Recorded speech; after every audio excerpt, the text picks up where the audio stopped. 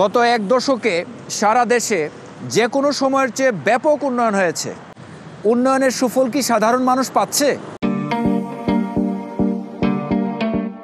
ব্রাহ্মণবাড়িয়ার কৃতি সন্তান মানসুরুল হক, পিতা বিশিষ্ট শিল্পপতি ও সংগঠক প্রয়াত জহিরুল হক।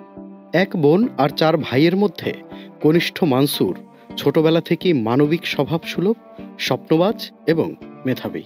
ব্রাহ্মণবাড়িয়ার অন্নদা সরকারি উচ্চ বিদ্যালয় থেকে স্কুল জীবন শেষ করে একটি স্বনামধন্য বেসরকারি বিশ্ববিদ্যালয় থেকে MBA সম্পন্ন করে পাবলিক সার্ভিস কমিশনের মাধ্যমে যোগদান করেন বাংলাদেশ সরকারের দুর্যোগ ব্যবস্থাপনা ও ত্রাণ মন্ত্রণালয়। ব্রাহ্মণবাড়িয়া শহরেই আমার জন্ম, ব্রাহ্মণবাড়িয়া শহরে আমার শৈশব কেটেছে এবং ব্রাহ্মণবাড়িয়া শহরের অন্নদা সরকারি উচ্চ বিদ্যালয় থেকে আমি SSC পাশ করি। দেন আমি ঢাকাতে আমার কলেজ এবং ইউনিভার্সিটি লাইফ। আমি তারপরে বাংলাদেশ পাবলিক সার্ভিস কমিশনের মাধ্যমে দুর্যোগ ব্যবস্থাপনা ও ত্রাণ মন্ত্রণালয়ে সরকারি কর্মকর্তা হিসেবে জয়েন করি।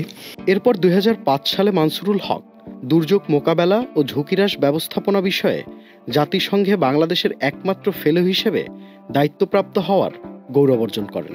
সরকারি চাকরি চলাকালীন অবস্থায় জাতিসংঘের যেটা বর্তমানে DRR মানে ডিজাস্টার রিস্ক রিডাকশন, ওটা আগে ছিল 2005-এ ISDR international strategy for disaster reduction. ওখান থেকে আমাকে একটি ফেলোশিপের অফার আসে। তো ওই ফেলোশিপের প্রধান শর্ত ছিল যে থাইল্যান্ডে আমাকে একটা আন্তর্জাতিক দুর্যোগ ব্যবস্থাপনা কোর্স করতে হবে। তারপর আমি ওই কোর্সের মাধ্যমে ব্যাংককে আমি ওই কোর্সটা করি। তারপর আমাকে জাতিসংঘের DRR ফেলো হিসাবে আমাকে স্বীকৃতি দেয়। ফেলো হিসেবে 2006 সালে আমেরিকার সাবেক প্রেসিডেন্ট বিল ক্লিন্টনের সাথে জার্মানির বন শহরে অংশগ্রহণ করার সুযোগ লাভ করার পাশাপাশি বিশ্বের 30টির অধিক দেশ ভ্রমণের মাধ্যমে কর্ম অভিজ্ঞতা সঞ্চার করেন অদম্য মানসুর। আমি 2006 সালে জার্মানির বন শহরে একটি আন্তর্জাতিক সেমিনারে অংশগ্রহণ করেছি, যেটার নাম ছিল আর্লি ওয়ার্নিং কনফারেন্স। তো ওই কনফারেন্সে স্পেশাল গেস্ট ছিলেন আমেরিকার সাবেক প্রেসিডেন্ট বিল ক্লিন্টন। ওখানে বিল ক্লিন্টনের সাথে শুধু কনফারেন্স না, দুর্যোগ ব্যবস্থাপনা নিয়ে কথা বলেছি। বাংলাদেশের দুর্যোগ ব্যবস্থাপনা আরও কিভাবে সমৃদ্ধ করা যায় উনি কিছু বলেছেন এবং আমিও কিছু শেয়ার করেছি। ওই জায়গাটা ছিল আমার জীবনের একটি অন্যতম অধ্যায়। দুর্যোগ ব্যবস্থাপনা নিয়ে কাজ করা মানসুর 2013 সালের দিকে বাংলাদেশ টেলিভিশনের তালিকাভুক্ত শিল্পী হিসেবে টিভি নাটকেও কাজ শুরু করেছিলেন। আমি 2013 সালে বাংলাদেশ টেলিভিশন BTV-তে এনলিস্টেড অ্যাক্টর হিসাবে বেশ কিছু নাটক করেছি এবং আমার নাটক কিন্তু বাংলাদেশ টেলিভিশনের যে বিজয় দিবসের যে মেইন চাঙ্ক, ওই চাঙ্কে কিন্তু প্রচার হয়েছে।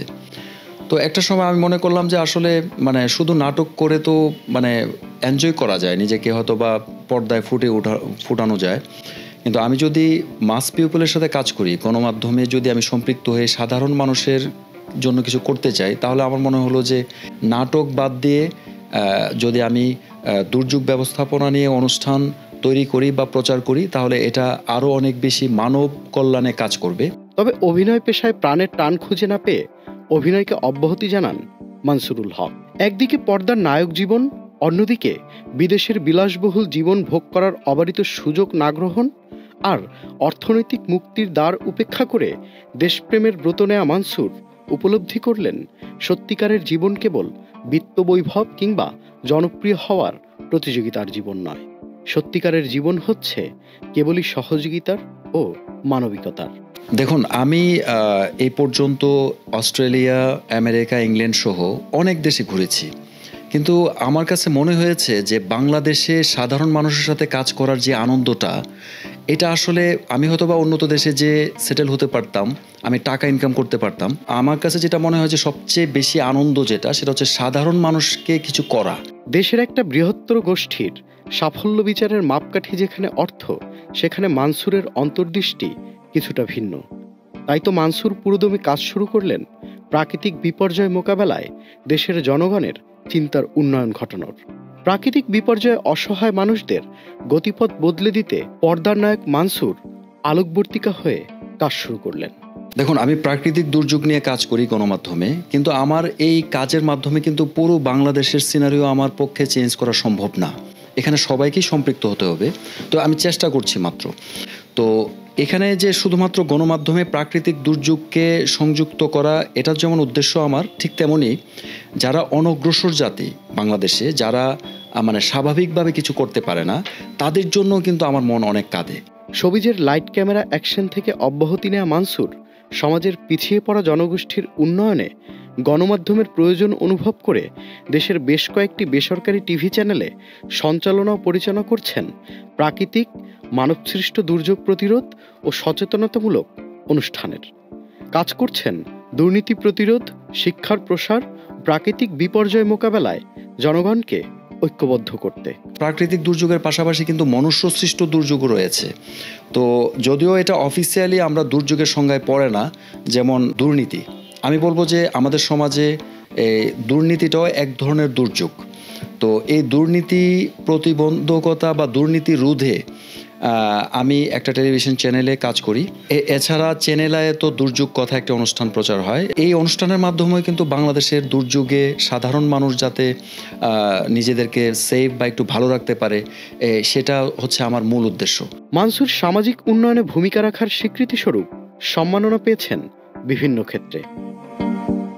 বিশেষ করে গণমাধ্যমে দুর্যোগ বিষয়ক সচেতনতামূলক অনুষ্ঠান নির্মাণ ও প্রচারের জন্য বিভিন্ন জাতীয়, আন্তর্জাতিক পুরস্কার সহ দুর্যোগ ব্যবস্থাপনা ও ত্রাণ মন্ত্রণালয় থেকে পেয়েছেন সম্মাননা। তবে এসবে যতটা না সার্থকতা অনুভব করেন, তার চেয়ে মানব কল্যাণে অনুপ্রেরণা খুঁজে পান মানসুর। বাংলাদেশের দুর্যোগ ব্যবস্থাপনায় সাফল্যের পিছনে যে মেইন চাবিকাঠি, যেটা মেইন শক্তি, সেটা হচ্ছে সাধারণ মানুষ। দেখুন, একটা বন্যা হোক বা কোনো বাড়িতে আগুন লাগুক, সবার আগে কে আসে? সবার আগে কিন্তু প্রতিবেশী লোক আসে এবং সাধারণ মানুষ যে তাদেরকে হেল্প করে। এবং এই মানুষের মধ্যে যে একটা মেলবন্ধন, এই যে একজন আরেকজনকে বিপদে বা দুর্যোগে উপকার করার জন্য যে এগিয়ে আসে, এই এগিয়ে আসাটাকে আরও বেশি মানে আপন করা বা কনস্ট্রাকটিভ ওয়েতে কাজে লাগানোর জন্যই আমার আসলে গণমাধ্যমে কাজ করা, এটা হচ্ছে আমার একটা উদ্দেশ্য। হ্যামিলনের বাসিওয়ালা খ্যাত মানসুর মনে করেন, প্রাকৃতিক বিপর্যয় মোকাবেলায় মানুষদের মধ্যে যেদিন ব্যক্তিকেন্দ্রিক সচেতনতা গড়ে তুলতে পারবে, সেদিনই জীবনের পরিপূর্ণ সার্থকতা খুঁজে পাবেন। Tanfir Limon, channel I.